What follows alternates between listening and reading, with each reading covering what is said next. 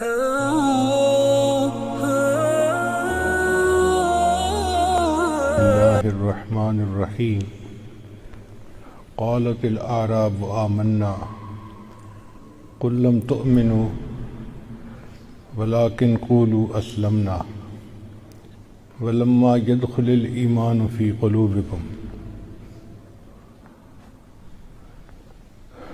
وقال الله تعالى في مقام آخر يا أيها الذين آمنوا توبوا إلى الله توبة نصوحا سبحان ربك رب العزة عما يصفون وسلام على المرسلين والحمد لله رب العالمين. اللهم صل على سيدنا محمد وعلى آل سيدنا محمد وبارك وسلم.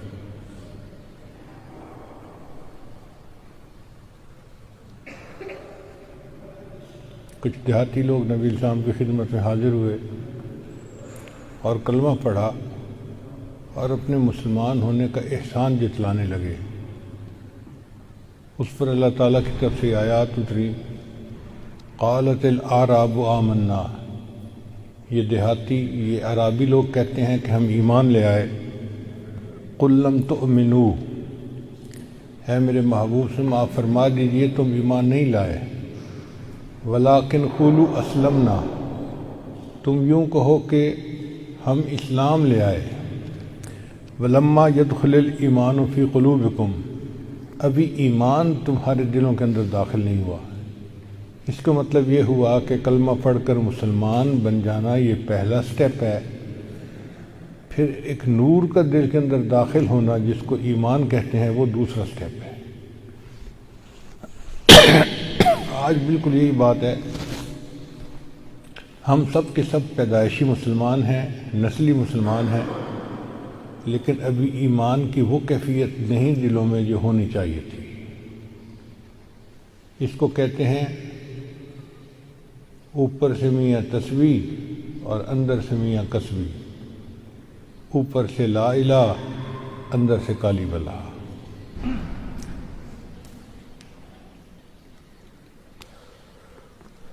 علامہ اقبال نے فرمایا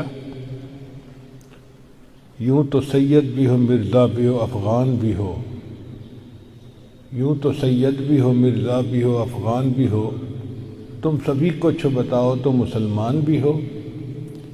فرقہ بندی ہے کہیں اور کہیں ذاتیں ہیں، کیا زمانے میں پرتنے کی یہی باتیں ہیں.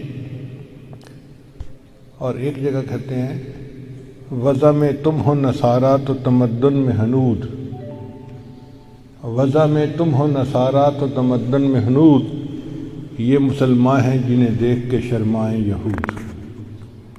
آج ہم اپنی زندگیوں کو دیکھیں تو واقعی ہماری زندگیاں شریعت و سنت کے خلاف ہیں. من مرضی کی زندگی گزار کے پھر رہے ہیں. اللہ رب العزت کا ہم پر کتنا کرم کہ اللہ نے ہمیں اتنا پیارا ملک عطا فرمایا. ہمارے ملک کا نام ہے پاکستان. یہ فارسی کا لفظ ہے. پاک کا مطلب ہوتا ہے طیب، اور ستان کہتے ہیں ملک کو. جیسے ہندوستان ہندوؤں کا ملک، پاکستان پاک لوگوں کا ملک. عربی میں اس کا ترجمہ کریں تو پاکستان کا ترجمہ بنے گا مدینہ طیبہ. یعنی عربی میں جس کو کہتے ہیں نا مدینہ طیبہ، فارسی میں اس کا ترجمہ بنے گا پاکستان. اور یہ ملک اللہ نے ہمیں شب قدر میں عطا فرمایا. یہ عجیب بات ہے کہ پاکستان کا جو فیصلہ ہوا، سائن ہوئے، تو وہ لیلۃ القدر کی رات تھی. تو میں تو یہ سمجھتا ہوں کہ جس طرح اللہ نے لیلۃ القدر میں ہمیں قرآن عطا فرمایا انا انزلناہ فی لیلۃ القدر، بالکل اسی طرح اللہ نے ہمیں یہ ملک بھی عطا فرمایا. اس کی وجہ کیا تھی کہ اللہ نے اس ملک سے کچھ کام لینا ہے. جب انگریز نے ملک بنایا تھا تو وہ یہ سوچتا تھا کہ چند مہینے بھی یہ ملک نہیں رہے گا، نہ وسائل ہیں، نہ انڈسٹری ہے، نہ کچھ اور ہے، تو کہاں سے کھائیں پئیں گے. مگر اللہ نے مدد کی، ہماری بنجر زمینیں بھی آباد ہو گئیں، ہمارے درختوں نے پھل دینے شروع کر دیے۔ الحمدللہ کہ آج 60 سال ملک میں گزر گئے، اللہ کھلا پلا رہا ہے ہمیں کلمے کی برکت سے، ایمان کی برکت سے۔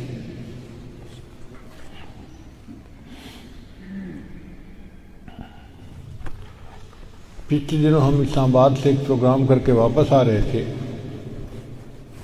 تو مجھے عثمان نے کہا کہ جی ہمارے جو گارڈ ہیں انہوں نے کھانا نہیں کھایا ہوا تو ان کو کھانا کھلانا ہے۔ میں نے کہا بہت اچھا، آپ موٹر وے پہ روکیں اور ان کو آج بہترین دعوت کھلائیں۔ کہنے لگے جی کیا؟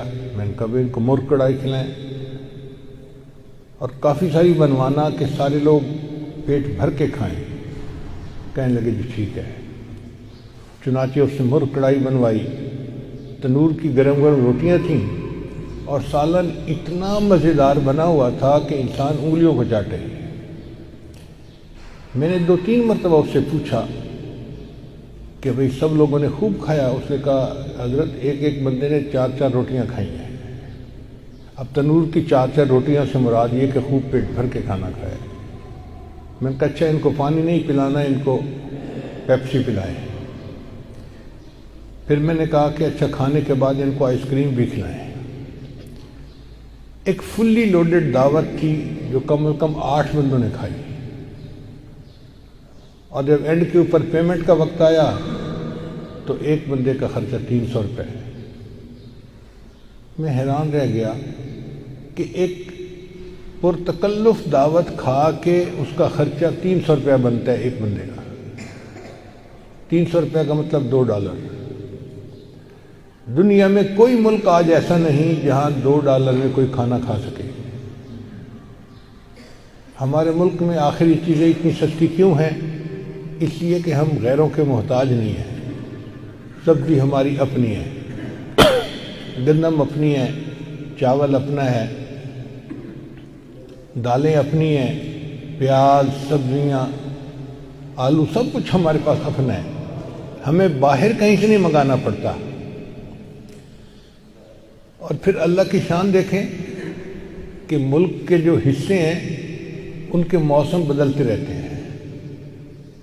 ٹماٹر کی مثال لے لیں، سب سے پہلے ہمیں سندھ سے ملتا ہے۔ اب سندھ میں ٹماٹر اگ رہا ہے اور پورے ملک میں پہنچ رہا ہے۔ پھر سندھ کا موسم موافق نہیں رہتا تو پھر پنجاب میں اگنا شروع ہو جاتے ہیں۔ پھر یہ جو مارچ اپریل کے مہینے ہیں یہ پنجاب سے ٹماٹر پورے ملک میں جاتا رہتا ہے۔ پھر پنجاب میں اتنی گرمی پڑنی شروع ہو جاتی ہے کہ ٹماٹر کی فصل ختم، تو پھر سرحد سے شروع ہو جاتا ہے، سوات، منگورا اور ان علاقوں میں، وہاں کا ٹماٹر پورے ملک میں جاتا ہے۔ پھر ایک وقت آتا ہے کہ وہاں بھی سبزی اگنی ختم ہو جاتی ہے تو کوئٹہ کے علاقے سے آنا شروع ہو جاتے ہیں۔ اللہ کی شان دیکھیے، پورا سال کسی نہ کسی حصے کی سبزی وہ پورے ملک میں پہنچتی ہے۔ اللہ ایمان والوں کو کھانا کھلا رہے ہیں۔ ہمارے ملک کی اقتصادی حالت بہت خراب ہے، لیکن آج بھی اگر آپ جائیں تو آپ کو ریڑیاں اور دکانیں پھلوں سے بھری ہوئی نظر آئیں گی۔ میں تو حیران ہوتا ہوں کئی دفعہ دیکھ کے کہ یا اللہ آپ نے اتنی نعمتیں ہمیں عطا فرمائی ہیں۔ مالٹے کی فصل آئی تو ریڑیاں مالٹوں سے بھری ہوئی ہیں، کنو کی فصل آئی تو اس سے بھری ہوئی ہیں، امرود بھرے ہوئے ہیں، انگور بھرے ہوئے ہیں۔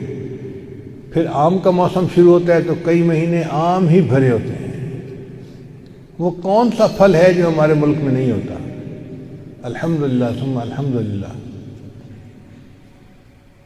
تو اللہ تعالیٰ نے ایمان کی برکت سے ہمیں کھانے پینے میں محتاج نہیں بنایا۔ ہم غریب ہیں مگر اپنے کھانے پینے میں کسی کے محتاج نہیں ہیں۔ یہ اللہ تعالیٰ کی کتنی بڑی نعمت ہے۔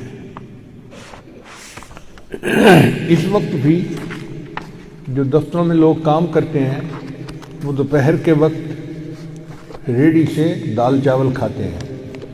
میں نے لاہور میں ایک بندے سے پوچھا کہ آپ دوپہر کا کھانا لے کے جاتے ہیں؟ کہنے لگے کیا ضرورت ہے، دفتر کے ساتھ نیچے ریڑھی لگی ہوئی ہے، وہ دال چاول بناتا ہے، اتنے مزے کے ہوتے ہیں، 50 روپے کی پلیٹ میں پیٹ بھر کے کھانا کھاتے ہیں۔ اب 50 روپے کی پلیٹ کا مطلب یہ ہوا کہ $1 میں 3 بندے پیٹ بھر کے کھانا کھا رہے ہیں۔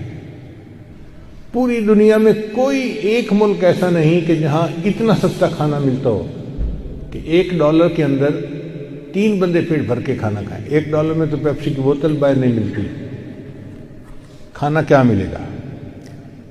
پھر اللہ رب العزت نے ہمیں جو دینی اور مذہبی آزادی اب تک دی ہوئی تھی، یہ اللہ کی بڑی نعمت ہے۔ مدارس ہیں، مساجد ہیں، دین کی تعلیم دی جاتی ہے، حدیث پڑھائی جاتی ہے، تفسیر پڑھائی جاتی ہے، مسجدوں کے اندر خطبہ دیا جاتا ہے، اور لکھا ہوا خطبہ نہیں ہوتا۔ باہر ملکوں میں تو لکھا ہوا خطبہ مل جاتا ہے اور اس کو امام صاحب نے پڑھنا ہوتا ہے، وہ اپنی مرضی سے کچھ نہیں بیان کر سکتے۔ یہ ہمیں کتنی بڑی نعمت ملی ہوئی ہے کہ ہم اپنی مرضی کا عنوان چنتے ہیں اور اس کے اوپر ہم اپنی مرضی سے بیان کرتے ہیں۔ تو مدارس کا کھلا ہونا یا مساجد کا کھلا ہونا یہ اللہ کی بڑی نعمتوں میں سے نعمت ہے۔ ہمیں آزادی کی قدر کرنے کی ضرورت ہے۔ اب کفر کو یہ ہماری دینی آزادی اچھی نہیں لگتی، چنانچہ وہ اس کوشش میں لگا ہوا ہے کہ کسی طرح ان کے مساجد اور مدارس کو بند کروایا جائے۔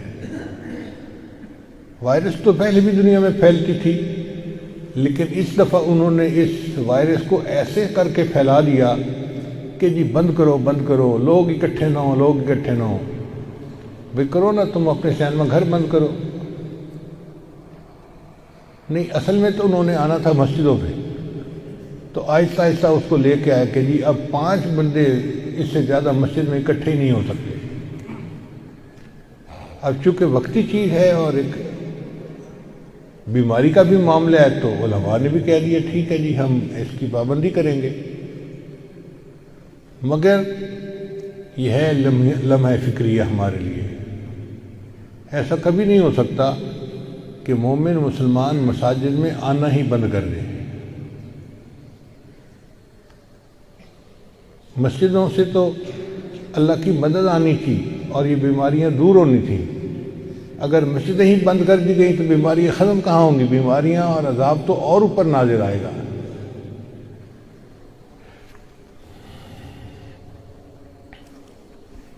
حضرت علی رضی اللہ عنہ نے ارشاد فرمایا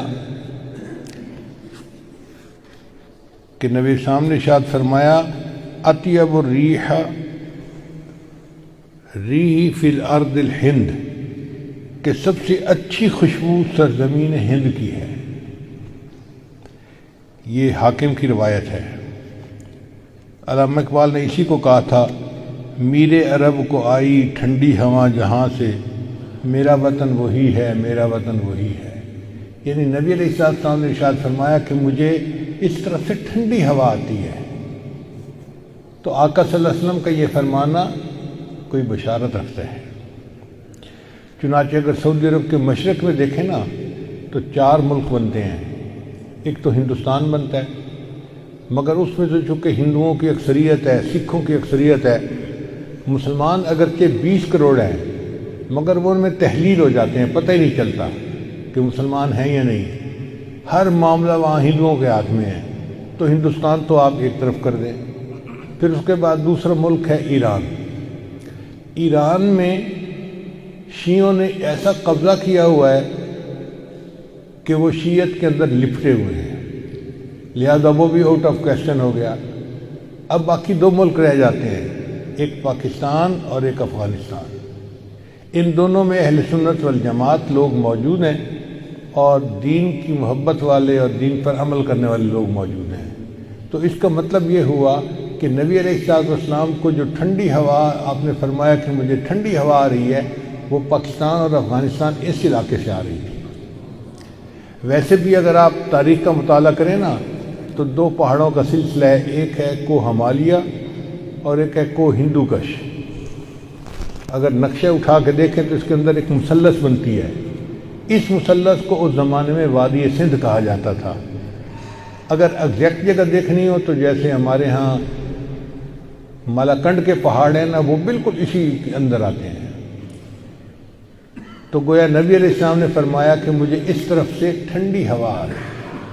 ٹھنڈی ہوا کا کیا مطلب کہ یہاں سے دین کی محنت اٹھے گی اور بالآخر پوری دنیا کے اندر دین پھیلنے کا ذریعہ بن جائے گی۔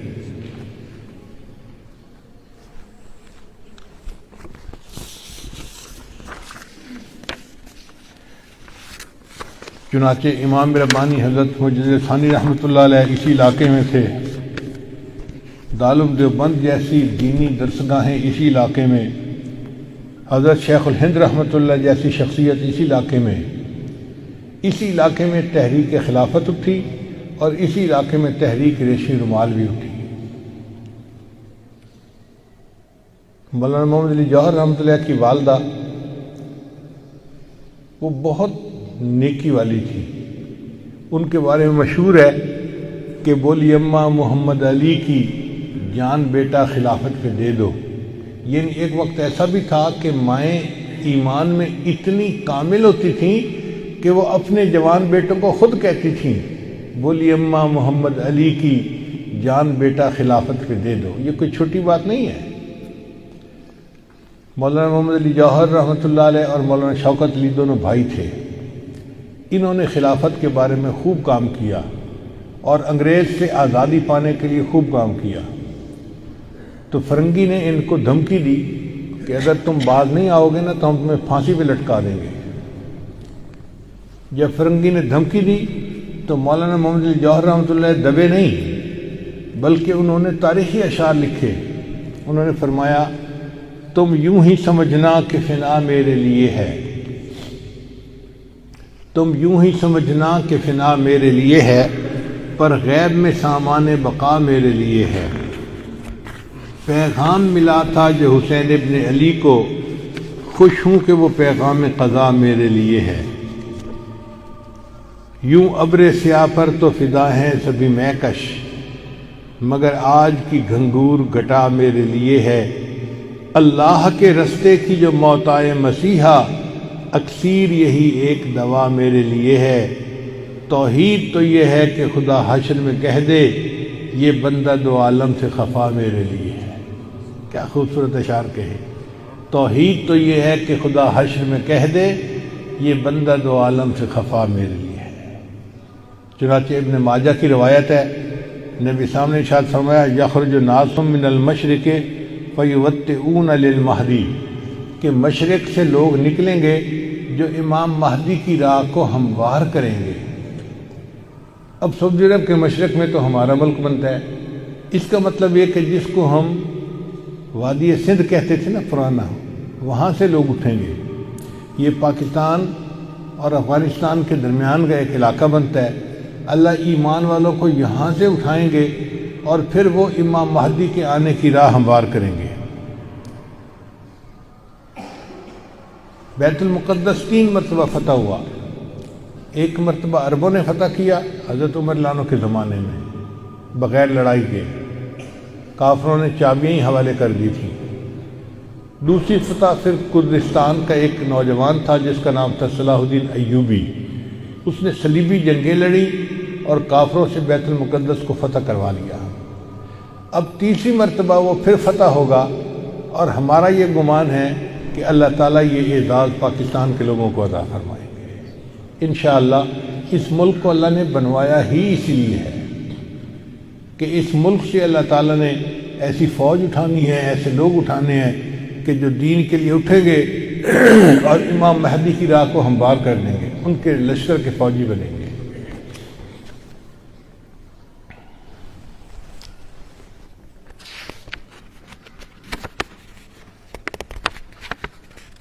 علامہ اقبال نے بہت خوبصورت شعر کہا ہے فارسی میں، خضر وقت از خلوت دشت حجاز آید بروں۔ خضر وقت سے مراد امام مہدی۔ خضر وقت از خلوت دشت حجاز آید بروں، کاروان زی وادی دور و دراز آید بروں۔ یعنی زی عظیم یہ کارواں جو ہے نا یہ دور دراز سے آئے گا اور حجاز کے اندر آ کر یہ برآمد ہوگا۔ حدیث مبارکہ میں بھی ہے کہ امام مہدی آئیں گے مگر وہ چھپے ہوں گے، اپنے آپ کو چھپائیں گے۔ پہلے مدینہ طیبہ میں ہوں گے، مگر وہ وہاں سے مکہ مکرمہ اس لیے آ جائیں گے کہ لوگ مجھے پہچان نہ لیں، چھپ رہے ہوں گے لوگوں سے کہ لوگ مجھے دیکھ نہ لیں، پہچان نہ لیں۔ لیکن جب مکہ مکرمہ میں وہ طواف کر رہے ہوں گے تو وہ حجر اسود کے قریب آئیں گے تو ایک غیب سے آواز آئے گی کہ لوگوں یہ مہدی ہیں، تم ان کی بیعت کر لو۔ تو لوگ ان کے ساتھ بیعت کر لیں گے اور پھر ان کے ساتھ ایک لشکر شروع ہو جائے گا۔ یہ لشکر ایسا ہوگا کہ جس نے بالآخر بیت المقدس کو فتح کرنا ہے۔ حدیث مبارکہ میں ہے کہ کالے جھنڈے یہ لے کر لوگ اٹھیں گے اور وہ اس کو جا کر بیت المقدس کے اندر گاڑیں گے، یعنی امام مہدی کے ہاتھ پہ اللہ تعالیٰ بیت المقدس کو فتح کروائیں گے۔ پھر امام مہدی موجود ہوں گے تو ان کی موجودگی میں حضرت عیسیٰ علیہ السلام بھی آئیں گے۔ دمشق کی ایک مسجد ہے، اس مسجد میں وہ نماز کے لیے کھڑے ہوں گے، تکبیر کہی جائے گی تو اتنے میں حضرت عیسیٰ علیہ السلام اس مسجد کے مینارے کے اوپر اتریں گے آسمان سے۔ تو امام مہدی ان کو کہیں گے جی کہ آپ نماز پڑھائیں، اور وہ امام مہدی کو کہیں جی کہ آپ نماز پڑھائیں۔ چنانچہ حضرت عیسیٰ علیہ السلام کے حکم پر امام مہدی نماز پڑھائیں گے۔ یہ اعزاز ملے گا ان کو کہ حضرت عیسیٰ علیہ السلام ان کے پیچھے نماز ادا کریں گے۔ اب حضرت عیسیٰ علیہ السلام نبی علیہ السلام کی شریعت کے مطابق یہاں پر زندگی گزاریں گے۔ یہ ان کے لیے بھی اعزاز کہ انہوں نے دعا مانگی تھی کہ اللہ مجھے اپنے محبوب کی امت میں ہونے کا شرف عطا فرما، تو اللہ نے ان کو آسمانوں پہ بلا لیا اور پھر اللہ ان کو دوبارہ بھیجیں گے تاکہ وہ اس شرف کو حاصل کر سکیں۔ پھر حضرت عیسیٰ علیہ السلام بیت المقدس آئیں گے، اتنے میں دجال بھی آ جائے گا۔ اب دجال جو ہے وہ پوری دنیا کے اندر کفر کو پھیلائے گا۔ اس کے پاس ٹیکنالوجی ایسی ہوگی کہ بارش برسے گی، کھیتیاں زیادہ ہو جائیں گی، پھل زیادہ ہو جائیں گے اور لوگ اس کے پیچھے لگ جائیں گے مادی وسائل کی وجہ سے۔ بلکہ حدیث پاک میں آتا ہے کہ اس کی پیروی کرنے والی عورتیں زیادہ ہوں گی، چونکہ عورتوں میں مادیت پرستی زیادہ ہوتی ہے، چمک دمک ان کو زیادہ کھینچتی ہے، تو یہ دجال کے فتنے میں زیادہ گرفتار ہوں گی۔ پھر حضرت عیسیٰ علیہ السلام کو جب پتہ چلے گا تو وہ دجال کی پیچھا کریں گے کہ اس کو قتل کریں۔ اب دجال وہاں سے بھاگے گا تو بھاگ کے کہاں جائے گا؟ وہ اسرائیل جائے گا، اور وہاں پر ایک جگہ ہے اس کا نام ہے باب لد۔ اس وقت بھی اسرائیل میں ایک ایئرپورٹ ہے، اس کا نام ہے لد ایئرپورٹ، شہر کا نام بھی لد ہے، اور اسرائیل والوں نے وہاں پر ایک دروازہ بنایا ہے، اس کے اوپر انہوں نے باقاعدہ لکھا ہے باب لد۔ 1400 سال پہلے نبی علیہ السلام نے فرما دیا کہ اس جگہ پر دجال پہنچے گا تو عیسیٰ علیہ السلام وہاں پر اس کو قتل کر دیں گے۔ بہت عرصہ میں یہ سوچتا رہا کہ دجال نے بھاگنا تھا تو کہیں پہاڑوں میں روپوش ہو جاتا۔ رشیا کے پہاڑ ہیں، دوسرے ملکوں میں پہاڑ ہیں، پہاڑی سلسلے تو بہت ہیں پوری دنیا میں، تو یہ مقام لد کا کیا معنی؟ بعد میں بات سمجھ میں آئی کہ لد کا جو ایئرپورٹ ہے نا وہ اسپیس پورٹ بھی ہے، یعنی وہاں سے جہاز بھی اڑتے ہیں اور وہاں سے خلائی گاڑیاں بھی اڑ کے خلا میں جاتی ہیں۔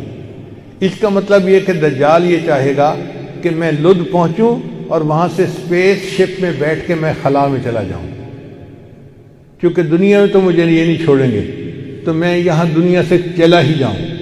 تو اس کی کوشش یہ ہوگی کہ میں یہاں سے خلا میں چلا جاؤں، مگر اللہ تعالیٰ فضل فرمائیں گے اور عیسیٰ علیہ السلام اس کو اپنی فلائٹ لینے سے پہلے لد کے مقام پہ قتل کر لیں گے۔ پھر اس کے بعد عیسیٰ علیہ السلام بیت المقدس کے تخت پر بیٹھ کر پوری دنیا کے فیصلے کریں گے۔ پوری دنیا کی حکومت عیسیٰ علیہ السلام کے ہاتھ میں ہوگی۔ پھر عیسیٰ علیہ السلام صلیب کو توڑیں گے اپنے ہاتھوں سے، اور پھر یہود و نصارہ میں جو ان کی مخالفت کرے گا اس کو وہ قتل کریں گے، حتیٰ کہ ایک ایسا وقت آئے گا کہ پوری دنیا میں ایک بھی بندہ غیر مسلم نہیں رہے گا، سارے مسلمان ہوں گے۔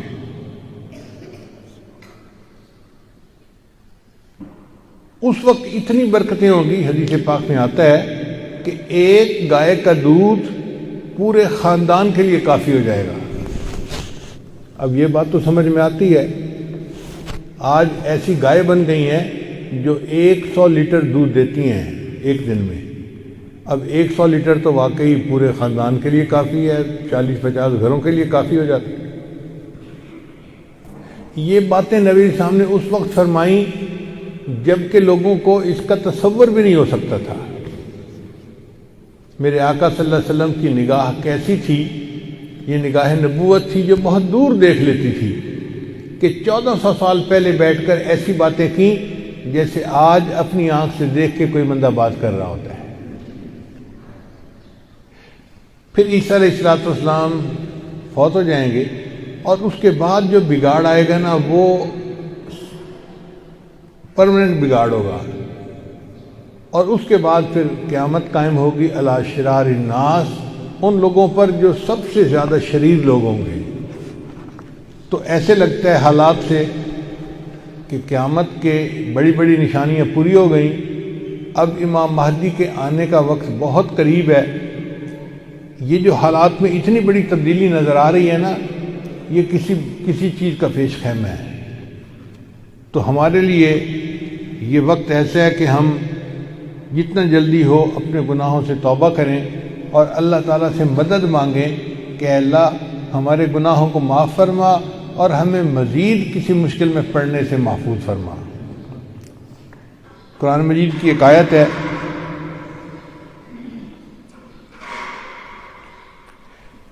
ہمارے پاس اللہ نے اپنا کلام دیا ہے قرآن عظیم الشان، اس میں قیامت تک کے آنے کے لیے تمام مشکلات کا حل موجود ہے۔ علامہ شبیر احمد عثمانی رحمۃ اللہ سے کسی نے پوچھا تھا کہ جی قرآن مجید تو 14 سال پرانی کتاب ہے، آج کے دور کے تقاضوں کو پورا نہیں کر سکتی۔ ان کا وہ کیسے؟ کہنے لگا جی جیسے سورہ فیل، اب آپ پڑھیں الم تر کیف فعل ربک باصحاب الفیل الم یجعل کیدہم فی تضلیل وارسل علیہم طیرا ابابیل ترمیہم بحجارۃ من سجیل فجعلہم کعصف مأکول۔ اب اس آیت میں ہمارے لیے عمل کرنے کی کیا چیز ہے؟ کوئی ہے ہی نہیں۔ اس کا مطلب یہ کہ یہ فرسودہ کتاب ہے، پرانی کتاب ہے۔ تو علامہ شبیر احمد عثمانی نے جواب دیا کہ دیکھو تمہیں نظر آتا ہے کہ یہ فرسودہ کتاب ہے، مگر ابابیل کے واقعے کا تذکرہ کر کے اللہ نے بتا دیا کہ قرب قیامت میں اگر مسلمانوں کو کفر کے خلاف فوجی ہوائی فضائی جنگ بھی کرنی پڑے گی تو اس کا بھی جواز ہے۔ چنانچہ آج ہمارے طیارے فضا میں جاتے ہیں دشمن کو تباہ کرنے کے لیے، تو اس کی دلیل کہاں سے ملتا ہے؟ اس کی دلیل اسی سورہ فیل سے مل رہی ہے۔ اللہ نے چڑیاں بھیجی تھی، آج ہم جہاز بھیجتے ہیں دشمن کو نیست و نابود کرنے کے لیے۔ پچھلے دن ایک ڈاکٹر صاحب ملنے آئے تو مجھے کہنے لگے کہ جی یہ کرونا وائرس آج کل بہت عام ہے، کوئی قرآن مجید میں بھی اس کا تذکرہ ہے؟ میں نے کہا بھئی قرآن مجید کوئی سائنس کی کتاب نہیں ہے کہ وہ اب وائرس کی تفصیل آ کے بیٹھ کے بتانی شروع کر دے، یہ تو کتاب ہدایت ہے۔ ہاں ہمیں ہدایت ملتی ہے کہ ہمیں اس وقت میں کرنا کیا چاہیے۔ کہنے لگے جی کیا ہدایت ملتی ہے؟ میں نے کہا ایک ہدایت تو یہ ملتی ہے کہ اللہ فرماتے ہیں وَاسْتَعِینُوا بِالصَّبْرِ وَالصَّلَاةِ، تم اللہ سے مدد مانگو صبر کے ساتھ اور نماز پڑھ کے۔ تو ہم نماز پڑھ کے اور صبر کر کے اللہ سے مدد مانگیں کہ اللہ ہمارے اوپر سے مصیبت کو ٹال دے۔ اور دوسری بات اللہ تعالیٰ کا ارشاد ہے وَلَا تُلْقُوا بِأَيْدِيكُمْ إِلَى التَّهْلُكَةِ، تم اپنے آپ کو اپنی جان کو ہلاکت میں مت ڈالو۔ اب دیکھیں یہ مختصر سی بات ہے لیکن اس میں کتنی گہرائی ہے کہ جب شریعت کہہ رہی ہے کہ تم اپنی جان کو ہلاکت میں مت ڈالو تو اس کا مطلب یہ کہ ہمیں بسوں میں سفر کرنا یا پبلک پلیسز پہ ایسے جانا جہاں بیماری کا خدشہ ہو وہاں نہیں جانا چاہیے۔ حدیث مبارکہ میں نبی صاحب نے ارشاد فرمایا کہ اگر کسی بستی میں وبا پھوٹ جائے تو باہر والوں کو چاہیے کہ اس بستی میں نہ جائیں، اور بستی والوں کو چاہیے کہ وہ باہر نہ نکلیں۔ کیوں کہ اگر باہر والے بستی میں جائیں گے تو یہ اپنے آپ کو ہلاکت میں ڈالیں گے، ان کو منع کر دیا۔ بھئی جب تم بچے ہوئے ہو اس مصیبت سے تو اپنے آپ کو کیوں مصیبت میں ڈالتے ہو؟ اور بستی والوں کو کہا کہ تم تو مصیبت میں پڑے ہوئے ہو، باہر نکلو گے تو باہر والوں کو بھی اسی مصیبت میں لپیٹ لے لو گے، لہذا تم اپنے گھروں میں رہو، تم باہر نہ نکلو۔ تو اس لیے اس موقع پہ اگر احتیاطاً لوگ اپنے گھروں میں رہیں اور زیادہ خواہ مخواہ باہر نکلنا، دعوتیں اڑانا، یہ اچھی چیز نہیں ہے، احتیاط کرنی چاہیے۔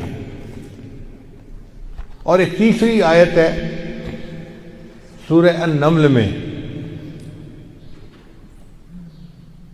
کہ چیونٹیاں چل رہی تھیں تو ایک چیونٹی نے محسوس کیا کہ حضرت سلیمان علیہ السلام کا لشکر آ رہا ہے، تو اس نے اعلان کیا یا ایتھا النمل ادخلوا مساکنکم، اے چیونٹیوں اپنے مسکن کے اندر، گھروں کے اندر داخل ہو جاؤ۔ ایسا نہ ہو کہ سلیمان علیہ السلام کا لشکر آئے اور تمہیں پاؤں کے نیچے کچل کے چلا جائے۔ اب یہ نہ ادخلوا مساکنکم، ان الفاظ پہ اب ہم عمل کر رہے ہیں، ہمارے لیے بھی اس وقت یہی حکم ہے کہ وائرس کا لشکر آ رہا ہے، ادخلوا مساکنکم، اپنے گھروں میں داخل ہو جاؤ، وہیں رہو۔ ایسا نہ ہو کہ یہ وائرس کا لشکر آئے اور تمہیں لٹا کے چلا جائے۔ تو دیکھو ہے 1400 سال پرانی کتاب، مگر اس میں ابھی بھی ہمیں ہدایت ملتی ہے، اشارے ملتے ہیں۔ نبی علیہ السلام سے ایک صحابی نے پوچھا من نجات، اے اللہ کے رسول نجات کس میں ہے؟ تو نبی علیہ السلام نے 3 باتیں فرمائیں، ان میں سے ایک بات یہ تھی کہ تیرے لیے گھر میں رہنا مشکل نہ ہو۔ تو ہمیں اپنے گھروں کا ماحول ایسا بنانا چاہیے کہ ہمارے لیے گھروں میں رہ کر نیکی کرنا، تلاوت کرنا آسان ہو، اور ہم پریشان ہو کے باہر نہ نکل پڑیں۔ تو قرآن مجید سے بھی اس کے اشارے مل گئے اور احادیث سے بھی اس کے اشارے مل گئے۔ باقی سچی بات تو یہ ہے کہ قرآن مجید کی ایک آیت ہے جو ہماری پوری جو ہے نقشہ کشی کرتی ہے۔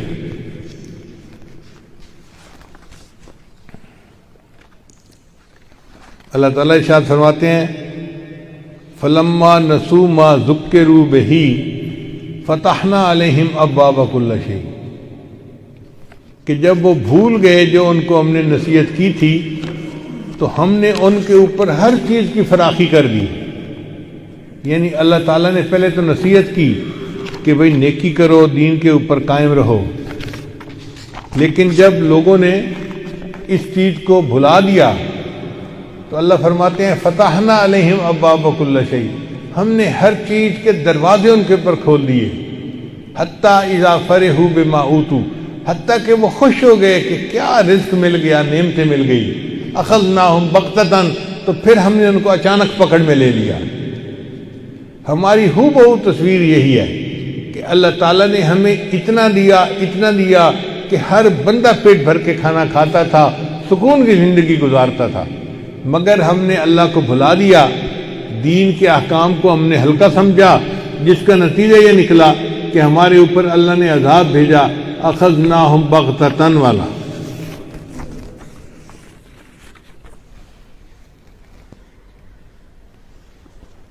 خدا نے آج تک اس قوم کی حالت نہیں بدلی، نہ ہو جس کو خیال آپ اپنی حالت کے بدلنے کا۔ ان اللہ لا یغیر ما بقوم حتی یغیروا ما بانفسہم۔ حدیث مبارکہ میں ہے کہ مومن کی 3 علامات ہوتی ہیں، منافق کی 3 علامات ہوتی ہیں۔ پہلی علامت جب بات کرے تو جھوٹ بولے، دوسری علامت جب وعدہ کرے تو وعدہ خلافی کرے، اور تیسری علامت کہ جب امانت ہو تو اس کے اندر خیانت کرے۔ اگر آپ ان تینوں علامتوں کو ڈھونڈیں تو ہم میں سے ہر بندے کی زندگی میں یہ تینوں چیزیں پائی جائیں گی۔ ہم جھوٹ بھی بولتے ہیں، وعدہ خلافیاں بھی کرتے ہیں، اور امانت میں خیانت بھی کرتے ہیں۔ جب ہمارے اندر نفاق کی تینوں علامتیں موجود ہیں، اب اس بات کی ضرورت ہے کہ ہم اس سے توبہ کر کے اللہ کے سامنے ایک نئی ایمانی اسلامی قرآنی زندگی بسر کرنے کا عہد اور ارادہ کریں۔ لہذا آج جمعے کے بیان کا خلاصہ یہی ہے کہ اللہ تو ہمارے پچھلے سب گناہوں کو معاف فرما اور آئندہ ہمیں نیکی کی زندگی گزارنے کی توفیق عطا فرما۔ جب تک ہمارے اندر انقلاب نہیں آئے گا تب تک ہمارے حالات نہیں سنوریں گے۔ یہ بات ذہن میں رکھیے گا کہ جو بندہ اپنی معصیت کو طاعت میں تبدیل کر لیتا ہے اللہ تعالیٰ اس کی ذلت کو عزت میں بدل دیتے ہیں اور اس کی اللہ تعالیٰ عقوبت کو اس کی عافیت میں تبدیل فرما دیتے ہیں۔